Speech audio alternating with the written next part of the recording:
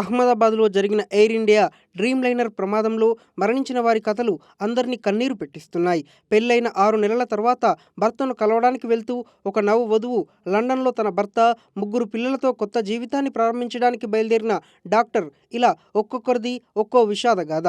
రాజస్థాన్లోని బలోత్రా జిల్లా అరబా అనే చిన్న గ్రామంలో నివసిస్తున్న ఖుష్బూ రాజ్ పురోహిత్ గత జనవరిలో లండన్లో నివసిస్తున్న మన్ఫూల్ సింగ్తో వివాహం జరిగింది. పెళ్లి తర్వాత మన్ఫూల్ సింగ్ వెంటనే లండన్ వెళ్ళిపోయారు. కాగా ఖుష్బూ రాజ్పూత్ వివాహం తర్వాత తొలిసారి తన భర్తను కలిసేందుకు గురువారం ఎయిర్ ఇండియా విమానంలో బయలుదేరింది. విమాన ప్రమాదంలో ఆమె మరణించింది. రాజస్థాన్కు చెందిన డాక్టర్ కోమి వ్యాస్ లండన్లో పనిచేస్తున్న ఆమె భర్త డాక్టర్ ప్రతీక్ జోషితో కలిసి ఉండటానికి ఇటీవల తన ఉద్యోగాన్ని వదులుకున్నారు.